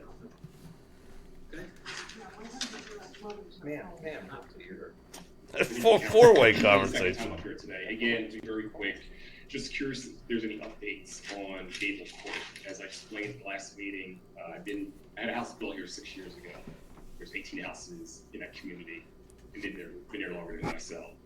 We don't have our roads paved. I'm just curious to find out, is it in the budget for 2025 to have our streets paved? Can I have your name real quick? I'm sorry. Jerry Brown. Jerry Brown. Mrs. Cardisd. So, Mr. Qualamir, I believe this is one that we were pulling the bonds on. That's correct. Right now, so you're well informed. All right, so all of a sudden, we got a new guy here, right? He's not Denise Coyne asking questions. He's not Sam Sweet asking questions. He's a new guy. Oh, we'll take We're going back to the old format again. Yeah.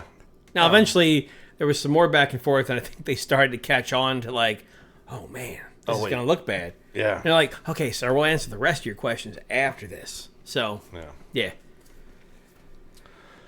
So we moved into a sober living facility was brought up. This was an interesting one. This was, yeah. A sober living facility has been put in immediately next to my home. Sounds like Breckenridge right there. And the way they park in the wrong direction, across parking driveways. When they go to pull into the driveway, the car is stuck out in the middle of the sidewalk where kids have to turn around and walk around it. I requested a handicap parking place because my mother is 100 years old and I can't wait to get home to her now and to see how she's doing. I'm 70 with a bunch of medical issues. All I had asked was that I gave him copies. If you look at the statutes or the regulations under the FDA, or rather federal housing and ADA, each of these 10 people or better can apply for a disability. I would like to be able to park in front of my own house to help my mother and myself. All I was asking for was, can you put a placard up there and I'll pay? You don't even have, I know you don't want to hear about all the trash I'm now finding on my lawn and this and that and everything else. It's like, I now live in a dump. I just want to be able to park either one of two cars there. When I saw this, I thought it was like an apartment complex. So did I. Was that what you thought when you? Yeah, that's why I looked it up. I'm like, I hear the name Breckenridge all the time, and I'm like, is Breckenridge like an apartment complex or is it like a townhome community?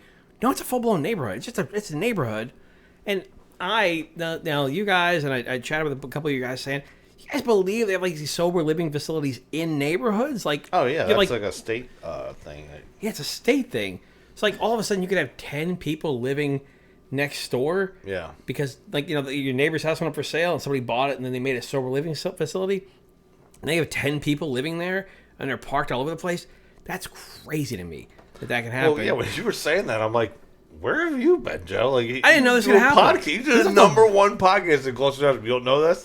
There was people that were in Cobblestone, right near the mayor's house, that had the same thing. The guy across the remember street. that. Well, I remember talking about that. This isn't the first one that's happened. And I'm like, how does he not know what's going on? And I just kind of threw my hands up. But then, now you put this one up here.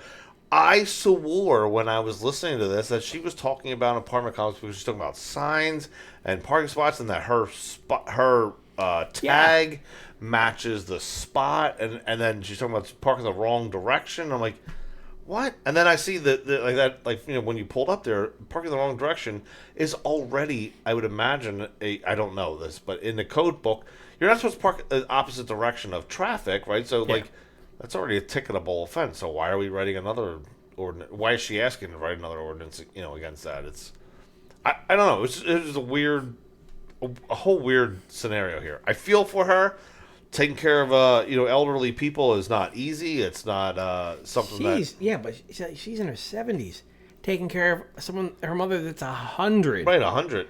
Right, I plus she had to sit through. This is like she was 2.5 hours into this meeting, and she's like, I just want to get home. And she was eagerly sitting. She was sitting next to me most of the meeting, eagerly just trying to get there and get her question.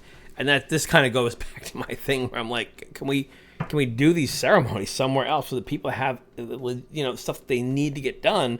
This woman just needs to get home, man. She's 2.5 hours in. Yeah, so it's. All right, so we had the next thing comes up was Ray Polidoro. He's got a top 5 list. That's actually 6. He's got 6 items that were in the top 5 list. I think he got excited here. Make people of Gloucester Township shake their heads. So me and a few friends came up with a top 5 list that would make your head shake. I don't know his friends were.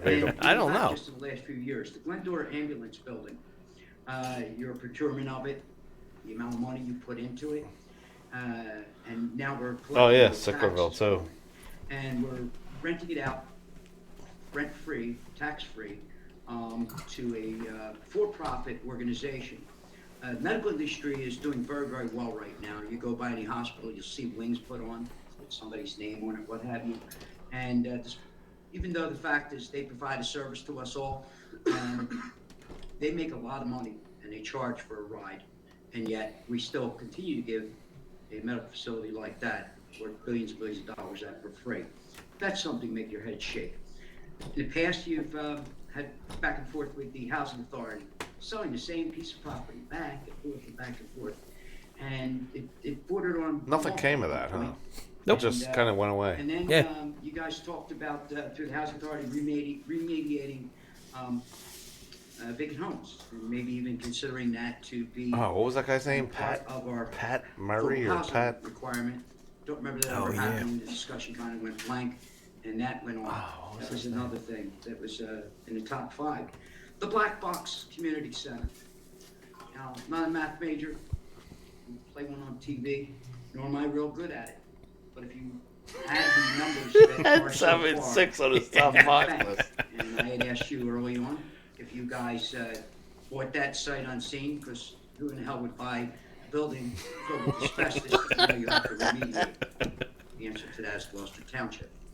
So you got 129,000 initial cost, 71,000 reconstruction, 25,000 on the facade, with some grant money, another $500,000 in additional grants, then another $400,000 in GT and other grants. And now you put out the bid for some more work to be done on it at 1.8 million. And that now has that building at 2.8 million, 2.875 million. That's a hell of a building. And I don't even think there's anything in Morristown quite worth that, but this is Gloucester Township. Maybe take a look at how much is going into that. And at the end, we'll collect no taxes from that. The people That's that true. have that, It'll cost us more. We're still paying taxes on it, and we're not going to collect any taxes at the end of the day. If you give it to a nonprofit that's not going to pay any taxes. Then we have number 2, Public Works. Needed a boiler, and you had R&V come in here, and it's my favorite. Right here at this desk, that the boiler need to be updated. It was going to go in the same exact room, same exact spot. And we had a bill, if I'm not mistaken, from R&V for $37,000. And it looks to me, and other folks that have heard this, they got paid $37,000 to say, yeah, right back there where it was before. That'd be great. 37. That's what happened. Yep. And then, of course, number 1 is the most recent, is the dissolving of the MUA and the attempt to sell the sewer. And we'd like to see our bills stay where they're at. And again, it looks like for each time that we're going to review the sewer sale, and again, the township voters overwhelmingly crush that. You're still going to borrow and borrow and borrow to fix the sewers. And again, when you have that much cash on hand, you want to keep on swiping the people's credit card. Yeah, so. Oh man, there's a lot there. There's a lot there. We talked about the housing authority slush fund where they kind of bought it back and forth between. Yeah, they took money out of Affordable Housing Trust Fund and move it to the general funds. They could spend on whatever they want, but by transferring the property, they still have control. Go read the article on the GT. They took money from the state twice, basically, for the same thing. Go to gtobserver.com. Go to the articles on there. You can even go to the search bar at the top. Just type in like slush fund, housing, or housing authority. I think it's shell game. Yeah, yep. Those things will come up there. But that and Black Box Theater.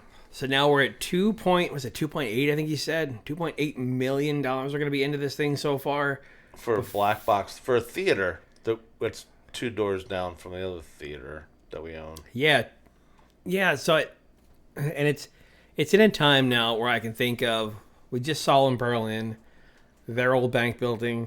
It's going to be like a private billiards parlor. We know. That's right. We know now over in what's that? Merriman's Pub. Is that Pittman? Yeah. Pittman. That's an old bank that the township actually bought, redid, gave a temporary liquor license to the owners so that they opened that up. There's another one now. I think there's another place called the Bank Bar in a different location. I just saw. It's all these like really cool like repurposing of banks, right? But they're making money. They're making money. Ours doesn't. I haven't seen a plan yet that ours is ever going to make money, because it's just going to be. Well, it's going to cost us money. It's going to cost us money, and it's going to be. I guess it's going to be like the performing arts for like children. They say it's a community center like for different things, but. If you know this town, community... Does that mean I'll ever get to use community things are open to whoever they want to approve to go do that. If you wanted to go host we don't like, such and such going on in town, they would not allow you to host it. What is going on there? That's pretty cool. I don't know the background change. Yeah, I like that. But they would not allow that to happen. It would have to be we love Dave Mayer to death meeting in order for you to have that there. Can we do a GT Observer live road absolutely show? Not. You cannot Oh do my that. God, that'd be fantastic. We can set up our podcast right live. Yeah, we're going to do it live here. They would say, no, you can't do that. Sorry. Wait, I'm a taxpayer. You're a taxpayer. Yeah, it doesn't matter. You're not, bowing down to I'm gonna the have to, current power. I'm gonna see what Mayor Gibbons has to say about that. Well, that's true. That's a whole other topic. But all right, so we can move on. Let's get through this. We got a couple here to go. We're almost done. We're almost approaching 2 hours here. Holy Christ! Yeah, the short attention span guys. They bailed out a long time ago. Yeah. All right, I don't even where I gotta push a button. Where am I at? We can skip. Oh. As far as the bond that was approved for the sewer and the 300,000 was approved for that purpose, you said you would go back and look at that ordinance. I'd like to know what good that does when you approved the bond tonight. Exactly. And if you want to do your research, you can look at December 9th at the 41-minute mark, because that's when you said that the $300,000 was going to be used to hook up that neighborhood. So you people approved $1 million bond tonight, not knowing whether or not $300,000 was already approved for that. So how much money did you approve for that sewer hookup? Do you even know? No, they don't care either. Heck good does it do to research something that's already approved? In my opinion, they put things on paper to be able to borrow the money to put it in the bank to say, look how financially stable we are. We have all this money in the bank. But yeah, we're good off. We're well off. It's a good point here too. She brought that question up earlier about that 300,000. We hit this at the beginning of the podcast. What good does it ever do after they say yes to it if he goes and looks at it and says, "Oh wow, we didn't actually need that $300,000 because of that $1 million because we already have that." It doesn't do any good anymore. We're going to borrow for it now. They already approved it. It doesn't do any good. It's kind of like when we come in and there's like 5 Egov questions about something that they already approved. Right, and it's been asked multiple times to change the placement of the Egov, or the timing, I should say, of the Egov to be before things are approved. And nope. Yep. We'll take it under consideration. It's never been considered in 5 years or whatever it is. All right, let's see. There was another question around a couple minutes ago. We were talking about. I think we covered that one already. You want to skip over it? I think we covered. All right. Why can't you ask things anonymously? And then there's this hit somebody. This hit somebody here too. Some of the comments here, always during budget meetings, is everything goes up. People go, you don't want tax increases. Everything goes up. Yeah. Well, look, a lot of us have had enough of everything goes up. I've heard the phrase, everything goes up. I've heard it 4 to 5 times in the last 2 council meetings. The expression, everything goes up, is sad, poor, and a pathetic justification for tax increases. It doesn't lack specifics, well-rounded connections between the rise in prices and the actual need for government spending. The phrase that everything goes up does not, it's just broad, it's unfocused. And to hear that multiple times, it's insulting. Council should focus on policies that combat inflation, support ways to have economic stability. There are alternative solutions than just saying everything goes up. Is it a want? Is it a need? Exactly what we've been saying. Yep. Is there a need for what we have, or is there a want for what we have? So that was. One of my favorite lines to people is like people always go, I want to hit the lottery. That doesn't happen. I'm sorry. Yeah, for a lot of these things too, and I've heard this before, and it's such a great example. When people say that they want something, when they show up for here, and they say I want something, and then other people go, yeah, it's for the kids to this. I think everything should be looked at as everything that gets approved up there that the township wants to spend for soccer, for this and for that, pickleball. Would you, if asked, write a check for any given amount for this thing? Because that's That's essentially everything that we throw into there. We're No, all it's writing a check for that. That's a good point. It's like, Netflix, for instance, right? Or Hulu or whatever. Oh my God, the rates, Spotify is going to be, going up next month. I'm going to cancel it. Why? Because they raised it by 50 cents or $1 or something. Yeah. So now you're gonna cancel all of your music or all of your TV or whatever it is because they're going to go up by $1. Well, what if you had to write that down, like to your point, now we need to put whatever dollars amount into your mortgage that you're paying every single month, which pays your taxes, which you know what I mean, it has all that stuff, and that's what you're saying is basically. Well, what I'm saying, people will lose their mind over $1 going here, but yet your taxes go into something that you have nothing to do with.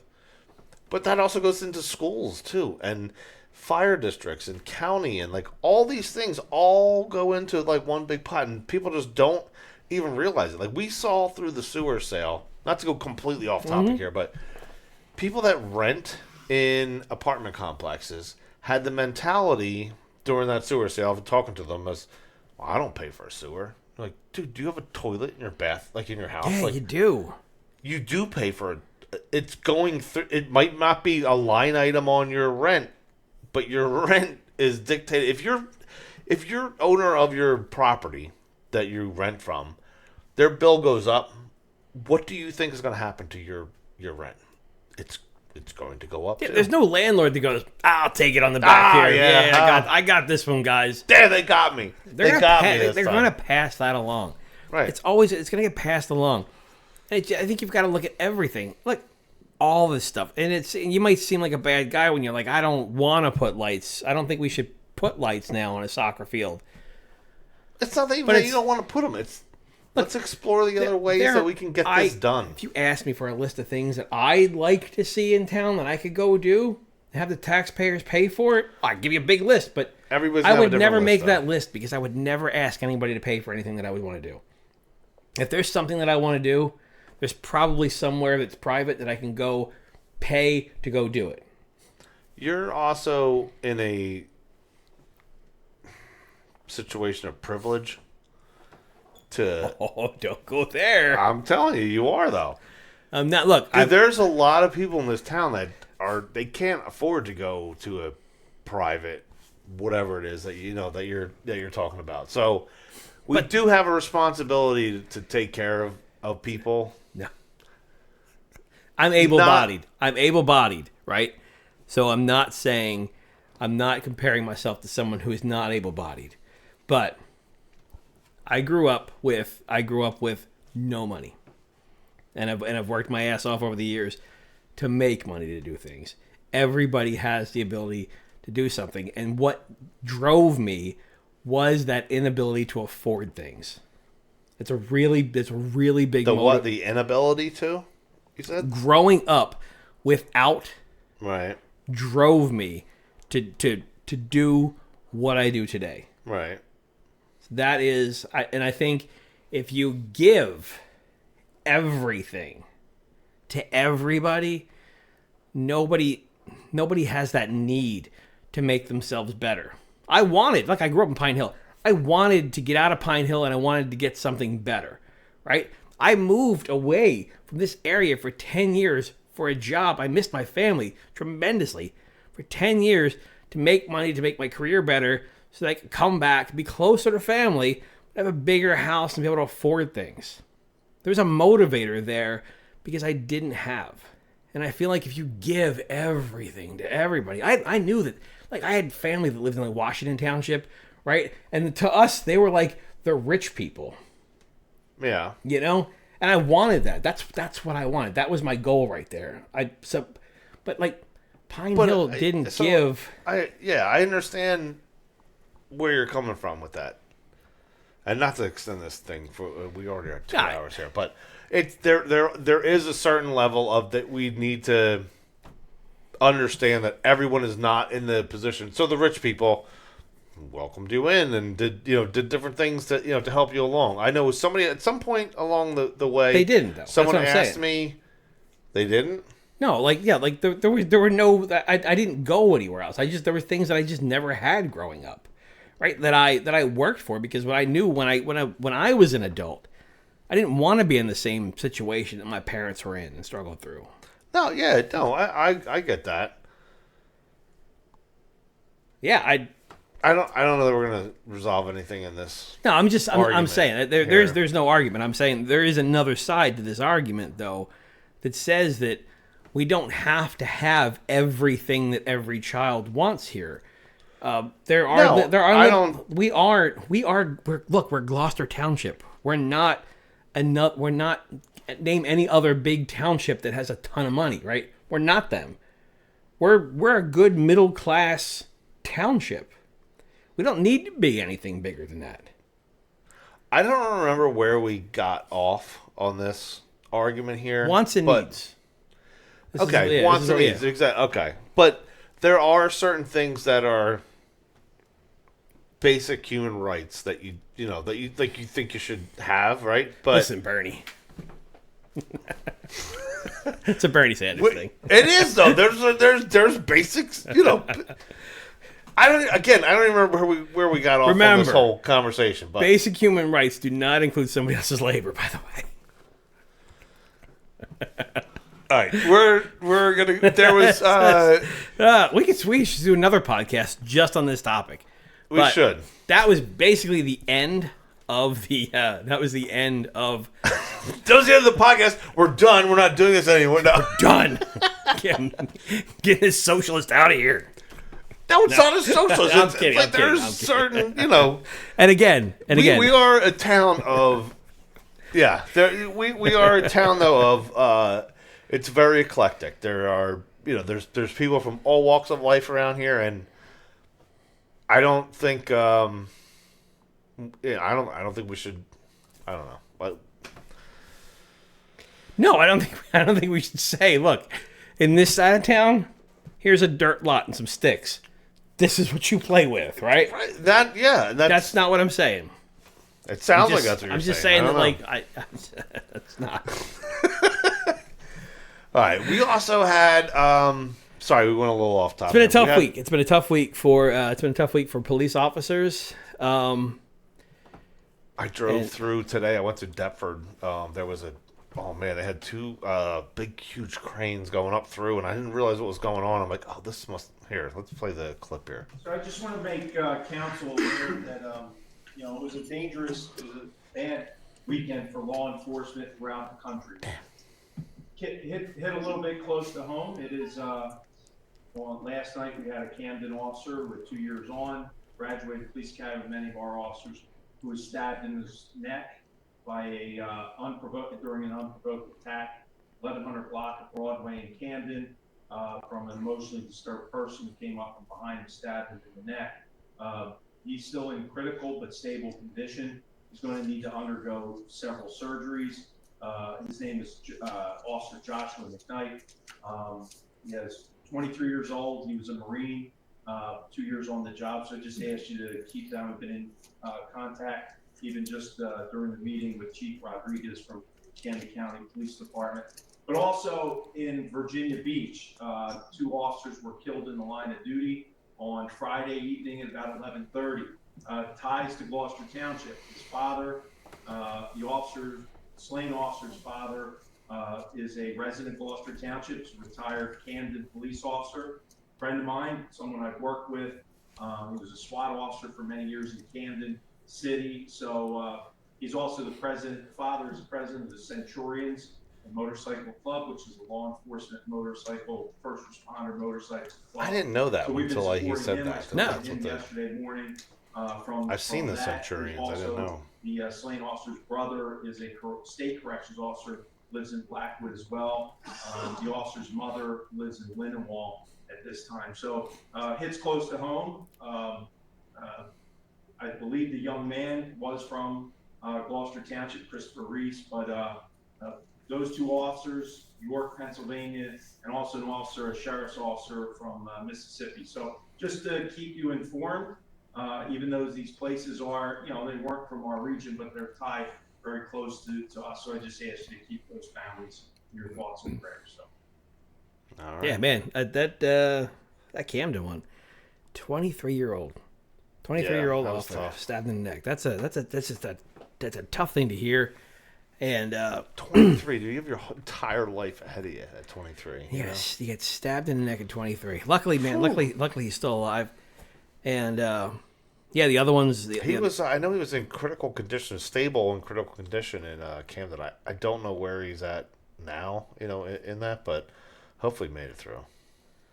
But a funny thing about the Centurions Motorcycle Club that Chief mentioned there is I actually went to a barbecue with them when I was running in 2021. They said, "Hey, you guys should come out." The Centurion Michael Motorcycle Club, you think? Yeah, okay. Yeah. I one of the guys that I know from the club knows that I also had a Harley, and he's like, "Hey, come out.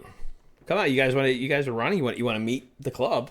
Yeah, come out." And I thought it was cool. I was like, "Yeah, definitely I'll go." And so my wife and I went, but Sam Sweet, we were running with Sam Sweet. I'm like, I take Sam Sweet to a motorcycle club barbecue. So I was, me, my wife, and Sam Sweet went to the Centurions motorcycle barbecue out in Blackwood, and great group of guys out there. It's law enforcement, first responders, so firemen and stuff like that, all there. I didn't know that's what the motorcycle club was. I didn't even know that there was a law enforcement one, like a motorcycle club. But they do a lot of charity stuff. Do they? Yeah. Yeah, that's cool. There's the only motorcycle club interactions I've had. So you ever hear of Jones Beach up in New York? It's like a pretty historic amphitheater up there. It's on Long Island, and my friend Adam, his mother used to be the manager for Stevie Nicks, and he was the GM up there. And a couple times going up there, the Hell's Angels would go up there, and it was like he couldn't tell them no, and they would just like show up and take over the entire amphitheater. It's like, yeah, you guys got free reign to do whatever it is that you want. And it was like, all right, you just. I've done a couple motorcycle events in different places where there were other groups there that I was like, they're a little intimidating, Yeah, that my wife was like, I don't know that we should be here, and I'm like, I feel like we'll be okay, but in the back of my mind, I'm going, I don't want to be here either. Yeah. But no, these guys was a great time, great group of guys, and condolences to the officers that lost their lives, and best wishes to the guys that are still recovering from that tough week for law enforcement. So, yeah, that's it for this. That's it. That's a long one. We will let you guys go before it hits a 2-hour mark. 1 hour and 58 minutes right now. So appreciate you guys tuning in. I know it was a long one. It was a long one for us. It was about a 4-hour-ish, right? Long meeting. So you got 8 hours of doing clips and notes here. So yeah. Hope you guys watch all the way to the end. Share this one out, please, if you could. And, let people know that we're here. And just give them another source of information other than the Goofy typical propaganda. Goofy Mayor's propaganda podcast and all that stuff. So if you're up late at night watching Tubi or Netflix or whatever else, those commercials, tell your friends to tune into this. Yeah. All right, guys. We will see you later on. All right, see you, folks.